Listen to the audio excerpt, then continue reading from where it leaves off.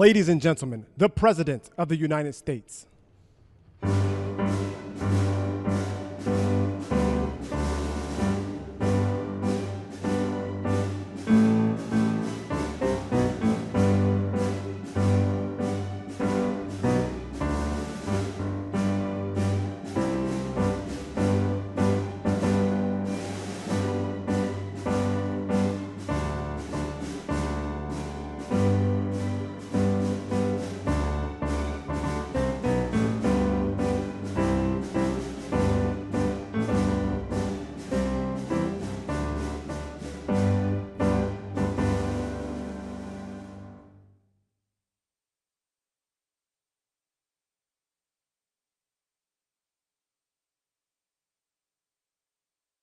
We've had some exciting days in the last week, I would say, mostly good.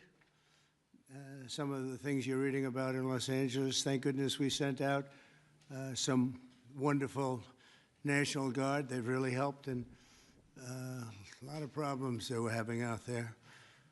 They were afraid to do anything, and we sent out the troops, and they've done a fantastic job. So I want to thank them very much. I also want to thank you for being here as we discuss one of the most exciting parts of the One Big Beautiful Bill. It is indeed a big, beautiful bill, and it's doing very well. The Trump Accounts, as they call it, pilot program, which will make it possible for countless American children to have a strong start in life at no cost to the American taxpayer, absolutely no cost. It's going to have a huge impact. I want to thank House Speaker Mike Johnson for number one, being a great speaker, and number two, perhaps slightly less important, for being here today. Thank you, Mike. Along with Chairman Jason Smith, who's fantastic, and Representatives French Hill, August Pfluger, Blake Moore, Rob Bresnahan, and Frank Lucas. Thank you all, fellas. Thank you very much. We appreciate it very much. Thanks as well to many top business leaders from Invest America, CEO, Council. It's been a wonderful council. They've come up with some fantastic ideas. We're putting them into use. They're really the greatest business minds we have today. These men and women lead large, successful companies, and they're committed to contributing millions of dollars to the Trump account. And it's really, it's going to be something incredible for children and for their employees in many cases. Here's how the accounts work. For every U.S. citizen born after December 31st, 2024, before January 1st, 2029, the federal government will make a one-time contribution of $1,000 into a tax-deferred account that will track the overall stock market. In other words, it'll be pegged to an index that we'll pick. Right, Michael? We'll pick it. We'll pick a good one. Maybe you should be the index. I'd like to have that.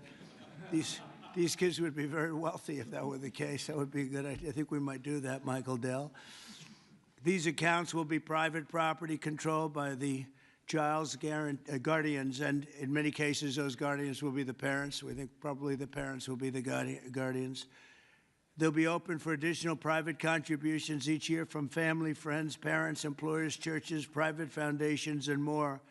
This is a pro-family initiative that will help millions of Americans harness the strength of our economy to lift up the next generation, and they'll really be getting a big jump on life, especially if we get a little bit lucky with some of the numbers and the economies into the future. In addition to the substantial financial benefits of investing early in life, extensive research shows that children with savings accounts are more likely to graduate high school and college, buy a home, start a business, and are less likely to be incarcerated. Trump accounts will contribute to the lifelong success of millions of newborn babies. They are fully, and this will be very interesting, I think, for everybody to hear, they are fully funded through targeted reforms in the One Big Beautiful Bill, like the $1.7 trillion in mandatory savings, welfare reforms to stop waste and fraud, a 3.5% remittance tax, and more. And it's just a part of that. The One Big Beautiful Bill is among the most important pieces of legislation in our country's history. I don't think there's ever been anything bigger. And I think it's going to go down as certainly one of the most important things we'll ever have done. in addition to the largest tax cuts in the history of our country, including the most powerful border security measures ever. It delivers major economic relief to the American workers' families. And there are so many things. Rebuilding our military, we built it just 8 years ago. We started and did a great job, but now we have to rebuild it again, plus technology change. All of a sudden, it's about drone. You know, we have a new form of warfare. It's drone warfare. So a lot of things change. We did a great job with the military, but now we're going to have to do some little tweaks, to put it mildly. And we'll be doing that, and we have it all nicely funded. I look forward to signing this into law. It's really something that we're having such an opportunity. And I have to say, he's here with us. He's a person that I've admired for a long time. You take a look at what he's done and followed his record. And it's Dell Chairman, Michael Dell. He's done such an incredible job. It's, as a business person, I study business people, and that's a perfect one to study. It should be almost mandatory reading. So I want to congratulate you on that, and thank you for the idea, because you're the first one that really brought this to my attention. I know that you and your friends have been talking about it for a long time, but other presidents didn't get it done, Michael, right? So we got it done. Congratulations. Thank you very much. Sure. I want to also give some recognition to my friend Brad Gerstner, who helped get us all organized and That's right. And actually Thank you very much. Good, Brad. spearheaded this. Good. And also we have with us a very powerful man in the world of business, CEO David Solomon of Goldman Sachs. David, thank you very much. Thank you for having me Long-time here friend. today. Thank you. Thank you very much. Uber CEO Dara Khosrowshahi. Where is Khosrowshahi? Right here. Where? Thank you very much. That's a hell of a name, but you've done a hell of a job, so that's appropriate. And also, again, Chairman Smith for doing such a job. Nobody knows taxes better than Chairman Smith. When we have a problem, Mike, we go to see Chairman Smith, right? So I want to thank you very much, Dara and Chairman Smith. I appreciate it. So I'd like to begin by asking Speaker Johnson to say a few words, and I think then we're going to go to Michael Dell, David Solomon, we're going to go to Dara, and then to Chairman Smith. Thank you very much. Mr. President, thank you so much for your bold, visionary leadership. It is the key to all of this great success that we are achieving. And the One Big Beautiful Bill, it is not an overstatement to say it will be one of the most consequential pieces of legislation in the history of Congress. There's a lot in here. And by extension, or I would say it is an extension of the figure who I believe will be the most consequential president of the modern era, if not all American history, and that's the gentleman sitting to my left. So I want to thank you for that. Thank you very much. That's a beautiful statement. Huh? Well, I like him too.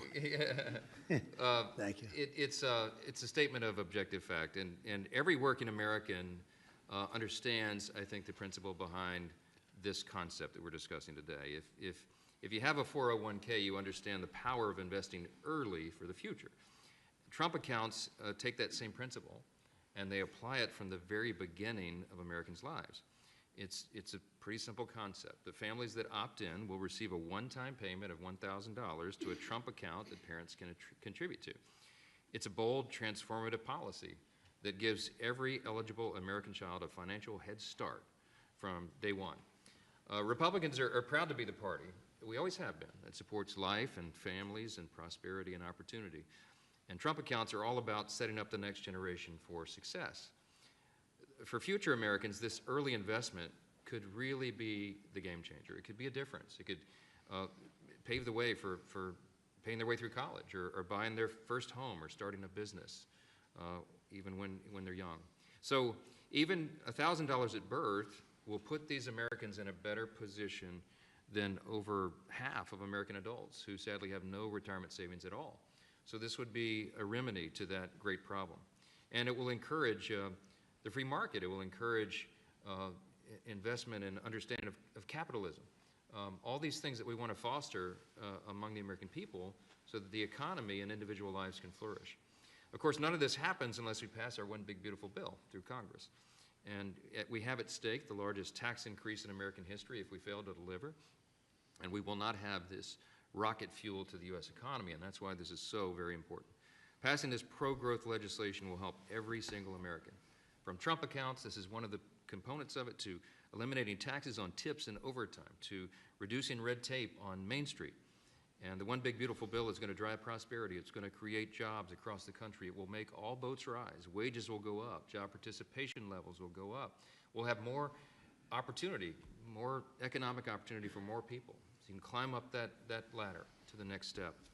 The typical family with 2 children is going to see their take-home pay increase by up to $13,300 a year. That's real money to real people. This legislation is geared for hardworking Americans, and it is going to help everybody. And we are excited to deliver it. It can't happen soon enough. We are very close now to that finish line. After about 14 months worth of work that's gone into this, we're excited that we're almost there. Mr. President, thanks again for your leadership, Thank to you, all the Mike, great very leaders much. around this table for all that they invest to our economy and our country and its government. And I will, as we say in the House, I'll yield back. Thank you very much, Mike. I appreciate it. And again, for a great job. Thank you very much. Michael, please. Thank you so much, Mr. President. I believe this is an incredible moment for all of us here today, and it's wonderful to be with some of the leaders of the most successful companies in the world as we come together to invest in the future of our country. We see the Invest America Act and the establishment of these Trump accounts as a simple yet powerful way to transform lives. Decades of research have shown that giving children a financial head start profoundly impacts their long-term success.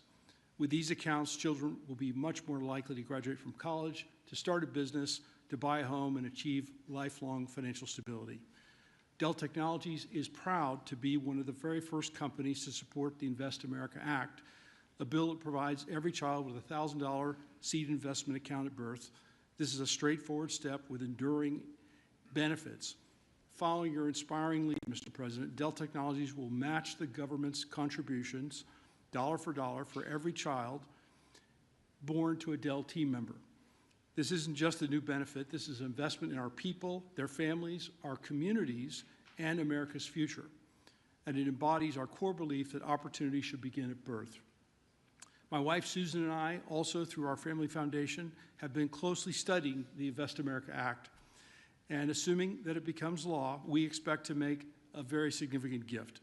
We view this initiative as a powerful platform for philanthropic innovation aimed at helping children thrive wherever they come from, particularly those families who have been historically left behind.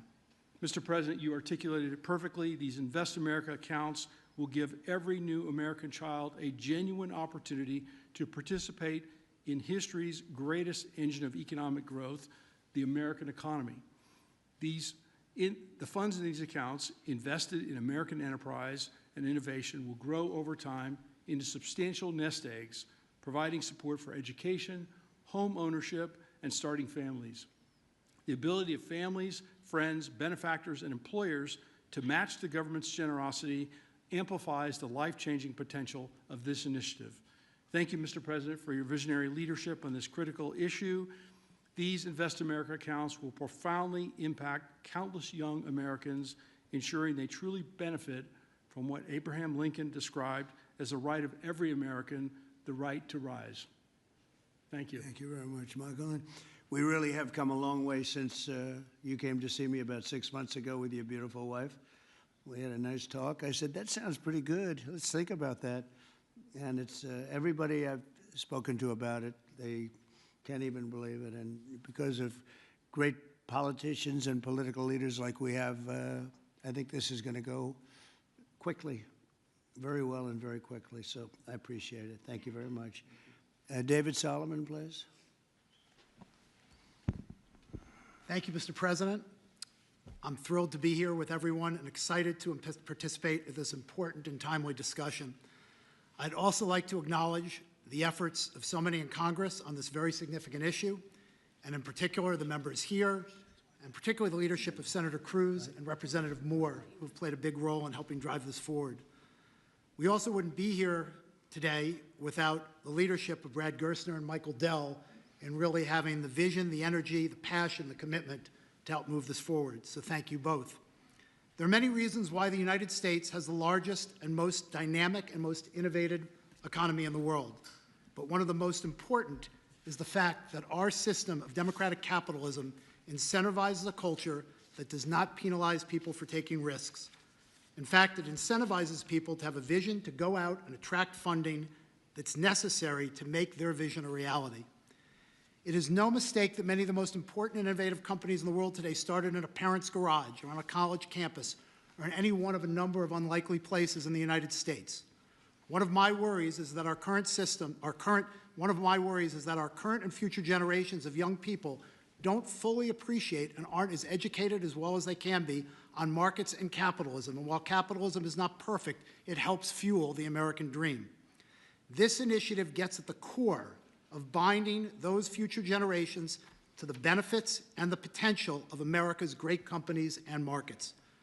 Early childhood investments have far-reaching benefits, and Goldman Sachs is proud to support this initiative. This is an exciting opportunity for public-private partnership and for both communities and companies to invest in young people, the future of America. Once we see the Invest America Act signed into law, Goldman Sachs would be excited to further support this Invest in America initiative. We believe passionately in our capital markets. They are an enormous competitive strength for the United States, and we know that our economy's future vitality is dependent on young people understanding the power of investing for the long term and sharing in the benefits of ideas that bring value to the lives of people around the world. Thank you, Mr. President, for helping drive this forward, and I look forward to continued partnership on this effort. Thank you very much, David. Dara, please. Thank you. Good afternoon, everyone. Thank you, Mr. President, for hosting us here today. It's an incredible honor to be here in a place that symbolizes the very opportunity that has defined my life. Thank you, Brad. Thank you, Michael, for your vision. We all strive to build something that lasts, and the Invest America Act is a legacy that is going to last for generations. President Trump, thank you for your leadership. Your support is going to turn this powerful idea into powerful reality for millions of young Americans. Now, I was 9 years old when I came to this country. My family arrived in America having fled the Iranian Revolution. We had lost everything that we had built. But we gained something far more valuable here. We gained a chance to rebuild again. We had a close-knit family. We had access to world-class education. And we had the one thing that fuels every American dream, and that's hope. So what if we could bottle up that hope? What if we could give that same power of hope, real, tangible hope, that comes from having a stake in your own future and a stake in the best companies in the world to every single child that's born in this country? That's the promise of the Invest America Act. It's not just an account, it's a launch pad. It puts the unstoppable engine of compounding to work for our kids, building a future for them from day one. This mission is personal to me, and it's core to us at Uber. Every day we see people using our platform to create opportunities for themselves, to save for a home, to pay for tuition, to build their own American dream one trip at a time. And that's why Uber is so proud to support this bill, which also includes benefits for millions of Uber drivers and couriers in the form of no tax on tips. Mr. President, our earners are grateful for your support. Thank you very much. Right? What a great job. You know, when you think we're doing a lot of work on Iran right now, and yes. I see that what you just said, you came here and Absolutely. They took it all away from you, and you started, and you've become one of the biggest anywhere in the world. What a great story that is. Thank you very much, Mr. Congratulations. President. And we wish you all the success there. Thank you very much. We'll need it. We're going to need it for that. That's it. They're tough negotiators. They're great negotiators. Yes. Among the best. Look at Yes. you. Thank you very much. Thank you. Appreciate it, Dara. Jason, please. Thank you, Mr. President. I want to first start off by thanking you for your leadership, your vision, your commitment to workers and families throughout this country. The One Big Beautiful Bill would not have been possible without you. And it delivers the largest tax cut in U.S. history, the largest mandatory spending cuts in U.S. history, the most significant welfare reforms in U.S. history, and the largest one-time investment in border security. So it's things to be extremely proud about. Representing Southeast Missouri, I'm extremely proud about how you're delivering for working families. No tax on tips. A waitress like the waitress in Nevada that talked to you about no tax on tips, and the other 4 million tipped employees in the country, they will see an extra $1,700 in their paycheck because of the no tax on tips. That's significant for someone who's just trying to put food on their table and clothes on their backs. The linemen working overtime to restore power will get an additional $1,750 into their paycheck. Seniors will get $72 billion in tax cuts. The Trump investment accounts will be a game changer for new parents, even before their newborn baby can walk or talk. Their child will have money saved to one day learn a trade, start a business, or to buy a home. Every child born under this policy will have a better shot at a future. It does not matter if they live on a city block or on a county road. This will make a significant difference to their lives, and it's because of your leadership, Mr. President, and we say thank you. Well, thank you very much, Jason, and hopefully we're going to get that through, and we have a certain date picked out, an ideal date. If it takes a little longer, that's okay, but ideally we're going to get by a certain date. And again, I think it's one of the most important pieces of legislation we've ever had before us and that the country's ever had. I'd like to ask, if I might, Brad Gerstner, one of the most successful people in our country. I'm a friend of Michael very much, and Michael has great respect. And if you don't mind, Brad, I'd like to say a few words, please. Thank you.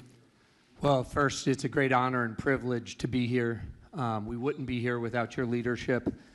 And for me personally, to be here with my son, Lincoln Gerstner, happens to be named after the gentleman over your right shoulder. Where's Lincoln? Well, he's good looking. He's much better looking than you. What happened? You know, hey, we all want our kids to be better than ourselves. But it was around our small kitchen table that this idea was really born. I started off like Jason Smith in a small rural town in Indiana. My dad had lost everything in 1978 trying to start an auto parts company, and the Japanese were tearing apart our auto industry. We had double-digit interest rates and inflation. Our family mortgaged the house to keep the company going and ultimately lost everything. So I know a little something about starting with nothing. And I know what it felt like that first time you had a little skin in the game, where you thought you had a shot. You went from nothing to something. And like Dara said, that is the great story of America. The promise that there's mobility, the promise we can move up that ladder. But today, we've moved to a society of dependency, right? I saw somebody answer the White House's tweet on this today by saying the answer to socialism is more capitalism. This is more capitalism. Yeah. This is aligning every child in America with the upside of free markets and the benefits, and that is your Main Street agenda, Mr. President. No tax on tips, that doesn't help rich folks. That helps the people who feel left out and left behind. No tax on overtime, no tax or deduction on Social Security, and the Trump accounts, right, that everybody in this room are here and we've been working so hard on, but would never come to fruition without your leadership. Those will change the game forever. It makes America an ownership society again, because all of those kids will see the benefit of compounding. If you start with $1,000 and $750 is added a year by parents, grandparents, by churches, by the companies in this room who will all contribute to the accounts of the kids of their employees, by the great philanthropists in America. I think $750 is a low estimate per year. I think so. But if you do that, by age 18, Mr. President, these are worth $50,000. By age 30, they're worth $175,000. And if you do it every year of your life, at age 50, they're worth $1 million. You are giving the shot for every American to feel like they're in the game again, part of America with that economic mobility, that dream that led Michael Dell to start Dell Computer in his dorm room, Dara to feel like he had a shot after coming here from Iran, and a couple poor kids from Missouri and Indiana to make it to where we are today. So thank you for your leadership. This would not happen without the reconciliation bill and the work of the many in this room, but spearheaded by the Speaker and Jason Smith, the big, beautiful bill. This is the vehicle to get the Invest America Act passed. So thank you, sir. Oh, thank you very much, Brad. Great job. And nobody knew I was going to call you. He might have done the best job of the group. I've got to think about that, Mike. Good recommendation, Michael. Does anybody have any questions? I think it's something that's really got to be talked about because it's somewhat of a miracle that we're close to pulling it off. Please. What's the latest estimate on when you think the big, beautiful bill will pass? We put Independence Day as a self-imposed deadline, and we certainly hope, I believe, we can still meet that. It's up to the Senate. The bill's in the Senate's hands now, but I spoke with Leader Thune as recently as last night. He's feeling very optimistic. You see the Senate going through the same deliberations we went through in the House, except we had 14 months to do it. They've got a truncated time period to get that done. But as you all know, I've encouraged my dear friends and colleagues over there, don't modify it too much because we've got a very delicate balance that we reached, and it took us a long time to get there. And we don't want to upset that balance too much. So they're putting their fingerprints on it. I hope it'll be a light touch, and they'll send it back, and we'll get this thing done and get to the President's desk. And really, we have tremendous spirit. I've never seen anything like it. There's just an unbelievable. We'll always have a couple of people. I don't want to use the word grandstanders. I'd never use such a word, but you'll always have that a little bit. But maybe you won't even have that. Who knows? There's tremendous spirit for this bill. I think like we haven't seen very much, Jason, right? We haven't seen too much. So I think it's going to go pretty quickly. Prime Minister Netanyahu, you just mentioned Iran. Did you discuss Iran? Very Did you well. discuss We discussed a lot of the things. Gaza war? Yeah, we discussed a lot of things, and it went very well, very smooth. We'll see what happens. You know, we're trying to do something with a country we just spoke about, Iran. I think you should negotiate this. You might be better. I think I'm going to send you today. What a good idea. This could have been the idea of the day. We'll have Dara get up and negotiate. They are good negotiators, but they're tough. Sometimes they can be too tough. That's the problem. So we're trying to make a deal so that there's no destruction and death. And we've told them that, and I've told them that, and I hope that's the way it works out. But it might not work out that way. We'll soon find out. Yeah, please. In 2020, when you were talking about unrest in American cities, you said, quote, "We have to go by the laws. We can't call in the National Guard unless we're requested by a governor." What changed now? Why is this situation different to not consult with Governor Newsom about this? Well, the biggest change from that statement is we have an incompetent governor. So I talked about governors, but I didn't talk about he's an incompetent governor. Look at the job he's doing in California. He's destroying one of our great states. And if I didn't get involved, if we didn't bring the Guard in, and we would bring more in if we needed it, because we have to make sure there's going to be law and order. You had a disaster happening. And they now admit it was a disaster. I watched the chief yesterday, who's a good man, by the way, and he said, "Wow, we're lucky we did this because they were overwhelmed. You saw what was happening." So we did the right thing. Everybody agrees to that. But you have a governor who let the city burn down, didn't want water to be sent down to him. And I sent billions of gallons of water. I wanted to do it in the first term. He wouldn't do it over. I don't know, they have environmental reasons, but there were no environmental reasons. I think it's just a political philosophy. But it's lucky for the people in Los Angeles and in California that we did what we did. We got it just in time. It's still simmering a little bit, but not very much. Yeah, please. Have you gotten...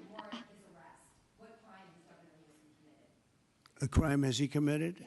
I think his primary crime is running for governor because he's done such a bad job. What he's done to that state is like what Biden did to this country. And that's pretty bad. It's a wrong philosophy.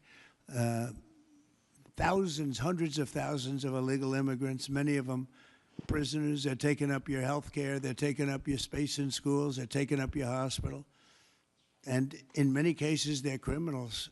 And we have to do something about it, and we're doing something about it. I want to thank the incredible patriots of ICE and Tom Homan, who has been incredible, and Kristi Noem, likewise incredible.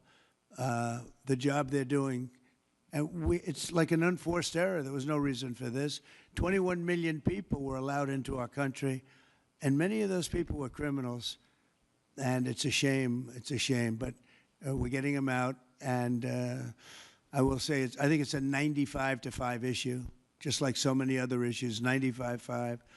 And the Democrats lost an election in a landslide because they're on the wrong side of the issues. I mean, it's not even conceivable that somebody would do the kind of things that he did. And then, you know, you talk about projects. They want to build a train going from San Francisco to L.A., and it's costing hundreds of billions of dollars more than they thought it was going to cost. It's not even believable. To Brad and to people sitting here, would you believe that a train, it was going to cost X dollars and it might be 100 times X? Would have paid for this for about 50 million American children. You're right. 50 million American children instead of a 3-mile train track that never got built. We could have put Lincoln in charge with no experience. He would have done a good job. I guarantee you that. All right, please, Peter. Mr. President, have you gotten an update from your negotiating? Thank you, President Trump. So it seems like Gavin Newsom likes the attention that he's getting right now from you. I do. Yeah, I think it seems like he does. If you look at recent history, somebody who was running for president, you, who got arrested and had a mugshot, you could make the argument that politically that wound up helping you. Are you worried at all at this moment that talking about him getting arrested could be helpful to his political prospects? Because a lot of people think he wants to be sitting right where you are. Well, in my case, it was a witch hunt, and everybody knew it. And I was able to explain that during the process. Otherwise, I wouldn't be sitting here right now. And it was a total witch hunt. It's proven to be a witch hunt, and you see what's happened. In his case, it really is very obvious. You look at what's happened between the fires, I could name 10 things right now. We talk about the trains. We talk about all of the costs in California. You talk about all of the people that are flowing in, destroying life for everyone else. So no, I don't think it's going to help him. I think it's actually very bad for him. And right around the time that we were walking in here, the governor and the state attorney general said that they're going to sue you for sending the National Guard in. They're saying there's no invasion, there's no rebellion. The president is trying to manufacture chaos and crisis on the ground for his own political ends. Federalizing the California National Guard is an abuse of the president's authority under law. Well, you know, it's interesting. You watched the same clips as I did. Cars burning all over the place, people rioting. And by the way, we stopped it. We were able to make it much better, but it still looked pretty bad. And in watching clips last night, people were saying, this is really a big problem. And until we went in, if we didn't do the job, that place would be burning down just like the houses burned down. They were in big trouble last night, Peter. You know it. And the night before, and the night before that. And I feel we had no choice. I don't want to see happen what happened so many times in this country. I watched Minneapolis burn. Look at what happened in so many different parts of California. You take a look at what happened in San Diego. There's so many different places where we let it burn. We wanted to be politically correct. We wanted to be nice. We wanted to be nice to the criminal. And what you're doing is destroying the fabric of our life in this country. No, we did the right thing. We've been given credit by people that I would least suspect. Why I would say that some of the people that came in and said, thank goodness, they said, some of them, thank God that Trump got involved. And I'm very happy I got involved. And I think Gavin, in his own way, is probably happy I got involved. Yeah, go ahead, Peter. What do you make of the fact that he says, you want a civil war on the streets of America? No, it's just the opposite. I don't want a civil war. A civil war would happen if you left it to people like him. And I liked him. You know, I always got along with him. Never had a problem with him. But he's grossly incompetent. Okay. In London, have you gotten an update from your team in London negotiating? What? Louder. Have you gotten an update from your team in London negotiating the China trade talks? We are doing well with China. China's not easy, just like your home country is not easy, Dara. I think we're doing very well. They're over there now. I'm only getting good reports. It's a little early, but they'll be calling in soon. In fact, probably when I get back, I'll have my first call from them. We want to open up China. And if we don't open up China, maybe we won't do anything, but we want to open up China. It'll be a great thing for China, a great thing for the rest of the world.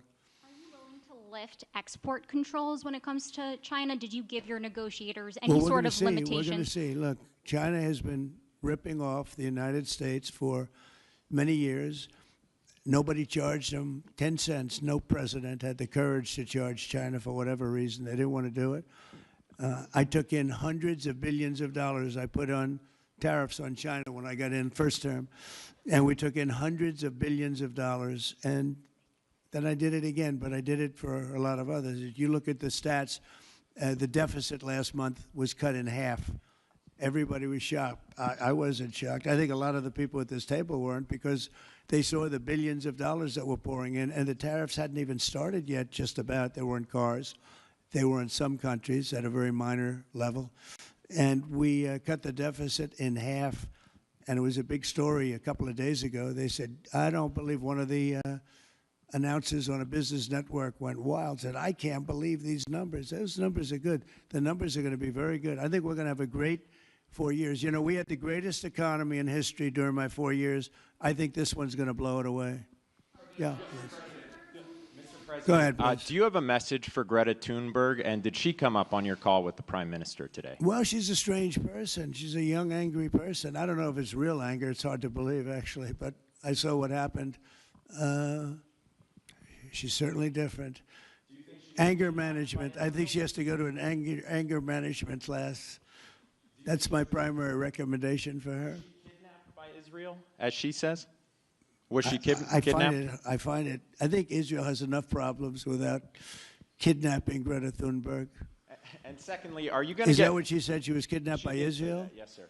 Are you going to get rid of the Tesla and the Starlink service that you have here at the White House? No, I haven't heard that. I mean, I may move the Tesla around a little bit, but I don't think we'll be doing that with Starlink. It's a good service. Where are you going to move it to? Move it around. What do you mean? I have a lot of locations. Actually, about the Tesla. I got so many locations that I don't know what to do with them all. About the Tesla, did you ever see Elon Musk get physical with the Treasury Secretary? No, I didn't.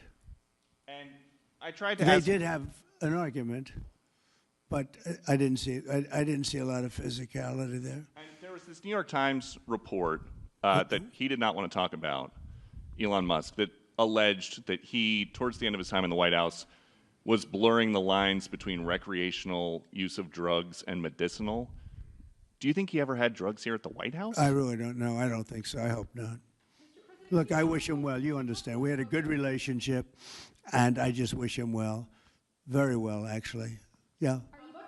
About aid in Gaza, you mentioned now the flotilla. Do you have a response at all about Israel intercepting this boat? And can you give us an update on what's happening to the entry of aid into Gaza right now? We've had people being shot by Israeli forces who are trying to get aid from the Gaza Humanitarian Foundation. Yes. Gaza right now is in the midst of a massive negotiation between us and Hamas and Israel, and Iran actually is involved.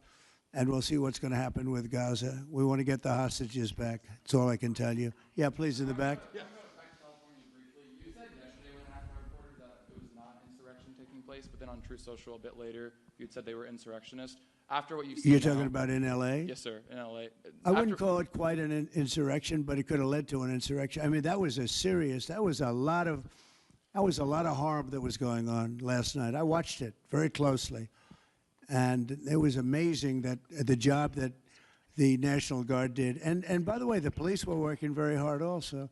But, you know, the police are given instructions to be politically correct. I said, no, you don't have to be politically correct. You have to do the job. And on Elon Musk, do you plan to speak to him on the phone anytime soon? I know some. Which one? On Elon Musk, do you plan to speak to him on the phone anytime soon? I haven't really thought about it, actually. I would imagine he wants to speak to me. I would think that. If I were him, I'd want to speak to me. And maybe he was already called. You'd have to ask him whether or not he's already called. But I'd have no problem with it. If he calls you, pick up and speak with him. Well, I don't want to say that, but I would imagine he'd want to talk to me. Mr. President. Yeah, please. We were supposed to get a counter proposal from Iran today. Have you gotten that proposal? And what We is have the a main meeting on impediment? Thursday. We have a meeting with Iran on Thursday, so we're going to wait till Thursday. And what's for the that main proposal. impediment to getting a deal? Well, they're just asking for things that you can't do. They don't want to give up what they have to give up. You know what that is. They seek enrichment. We can't have enrichment. We want just the opposite. And so far, they're not there. I hate to say that because the alternative is a very, very dire one, but they're not there. They have given us their thoughts on the deal, and I said, you know, it's just not acceptable. I would say, yeah. I don't know what else. I can talk about the weather. Well, you can talk about Lebanon. Pretty much that's the main topic, yeah. Mr. President. We talked about Lebanon also, yeah, we did. What about Lebanon? Well, Lebanon's working very hard. They have a great new ambassador that I put there. Man, I know very well. He's very smart. I didn't even know he was Lebanese. And I said, why would you want Lebanon? He said, I was born there. I love it. I love the people. I said, you know, it's very dangerous going to Lebanon. There are some ambassadorships that are wonderful. There are some that are dangerous. I said, Michel, his name is. It's a he, Michel, very elegant man. And I said, why would you want this? And he said, because I love my country and I love those people. I said, it's very dangerous. He goes, I don't care. This is not a man that lived on danger. He's a very successful man from here. And he wanted to be the ambassador despite probably a very dangerous situation he's going into. You see what's going on. But I had great respect for that. He loves that country. He loves it. He was born there. He loves the country. Yeah. Mr. President, you've got a big, beautiful parade coming up on Saturday. We do. What's your biggest expectations for that? And I've got a second question in regards to Gavin Newsom. Go ahead and talk about the big, beautiful parade. It's such a, thank you, Brian. It's such a, I think, important moment for this country. You know, 2 weeks ago I was calling people and back and forth with leaders, including President Putin, including French president, including lots of different people. And all of them said, we're celebrating victory in World War II. And I said, wow, isn't that amazing? We're the only one that wasn't celebrating, and we're the one that won the war. Now, Russia did help. They did lose 51 million people, in all fairness. People would say, oh, he's sticking up for Russia. No, they lost 51 million people. And, you know, we can't forget that. But France was celebrating. And, as you know, Hitler made a speech at the Eiffel Tower. But when I spoke to President Macron, he said, oh, we are celebrating the great victory of World War II. And I think that's great that he was doing it. But we're the one that won it, and we weren't celebrating. I said to myself, you know, isn't that crazy? And I think it's time for us to celebrate a little bit. You know, we've had a lot of victories. We won 2 world wars, and then we go out and change the name of the forts where we won the wars. You go out, we win world wars from Fort Robert E. Lee, from Fort Bragg, from all the different forts. And what do? We change the name of the forts because we want to be politically correct. So a lot of them were changing back. You probably noticed Fort Bragg and others. But I think it's a time to celebrate our military. You know, we've rebuilt our military largely. Little low on ammunition. That's because it goes out very fast to other countries, one in particular. But we'll get that back very quickly. But we have a military the likes of which nobody has. Nobody comes close. We have the best equipment in the world. We make the best equipment in the world. There's no military like our military. We showed that with ISIS. I was told by the television generals it would take 4 years to win, and we did it in 3 weeks. And it was headed by General Raisin Kane, who's now the chairman of the Joint Chiefs of Staff. He's great. Just left him. No. I think it's time that we celebrate. And I sort of have to laugh at these people. Well, you know, you're going to spend a lot of money. A lot of that money is being paid for by me and people that make donations. I don't know if you know that. A lot of it won't even come out of the military. I think I can say that, Susie, right? We have people putting up money to do it. Not that it's necessary, because I think it's a great expenditure. We have mini tanks. We have all sorts of new ones and very old ones, old from World War I and World War II. It's really a celebration of the Army. So the Army is a year older than the country. So next year we celebrate 250 years, but we're celebrating the Army on Flag Day. And it's not my birthday. It is my birthday, but I'm not celebrating my birthday. I'm celebrating Flag Day. It happens to be the same day, so I take a little heat. But Flag Day is the appropriate date. And we're celebrating 250 years of the Army, a great service. And remember, you know, think of it. We won so much. We won World War I, World War II, so much else. And then we became politically correct. But I can only tell you that I was told that ISIS would take anywhere from 4 to 5 years, and we did it in 3 weeks. You were there, you watched, right? We have the greatest military in the world. Nobody can beat us. As long as we have our right leadership, nobody can beat us. If we have stupid people running it, like you had in Afghanistan, when you look at that, first of all, Afghanistan should have been an easy victory as a war, but we were so sad the way we fought it, so ridiculous. We fight not to win. But we didn't used to be that way. And we're celebrating, because I think the day in Afghanistan was the saddest period of time in the history of our country. That was a Biden mess with bad generals like Milley and others. They were bad. They were incompetent generals. I know all the good ones and the bad ones. We got rid of most of the bad ones. But it was time to celebrate, and that's what we're doing. So it's on June 14th, and it's going to be a parade the likes of which I don't know if we've ever had a parade like that. It's going to be incredible. We have even though it's the Army, we have a lot of those Army airplanes flying over the top, and we have tanks all over the place, and we have thousands and thousands of soldiers going to bravely march down the streets. It's going to be a beautiful day, I think, and we're going to celebrate our country. You spoke of leadership, and real quickly, speaking of Gavin Newsom, is he the right leader for California, considering how massive their economy is and all these U.S. investments coming in? Is he the right governor and leader for the future of California and for U.S. investments? I don't think he is. I mean, I think he's done a terrible job. And, you know, he's a guy, I always got along with him. You look at his past statements about me. I was a great president. I always took care of California, you know, all that. But I'm just talking on results. You look, you know, he has the advantage of beautiful weather, maybe the best weather of any state when you think about it. Beautiful weather, beautiful ocean, beautiful everything. You have all the advantages, and he didn't take advantage of that. And he's let people come in by the millions who are overrunning your hospitals, your education system, and your police. Your police are being overrun. Look at what's happened. He should only be happy I sent in the military, because if I didn't send them in, you would have had a problem there, the likes of which we haven't seen in a long time. Yeah, please. Thank you, Brian, very much. On supersonic flight. Supersonic yes, flight. sir. I know you just signed an executive order on it. Do you want to see a supersonic Air Force One in the next 10 years or so?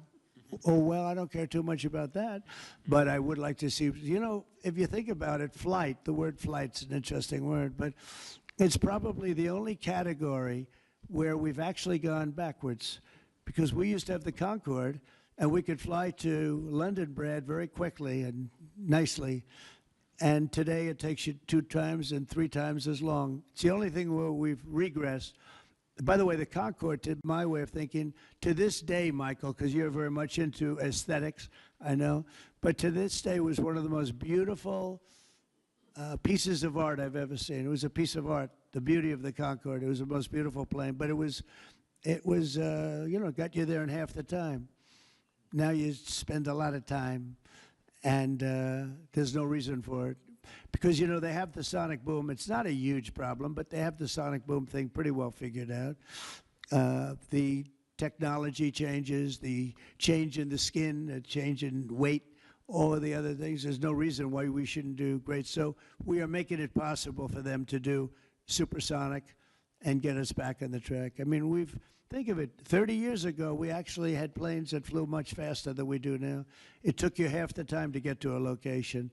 So we've regressed, and we're going to progress. Eh? Right. Sort of an amazing thing, isn't it, though? We've gone backwards. On Wall Street, they haven't done that. If Goldman Sachs was like that, you wouldn't have Goldman Sachs anymore. Yeah, please. Are you going to deploy Marines in California? We'll see what happens. I mean, I think we have it very well under control.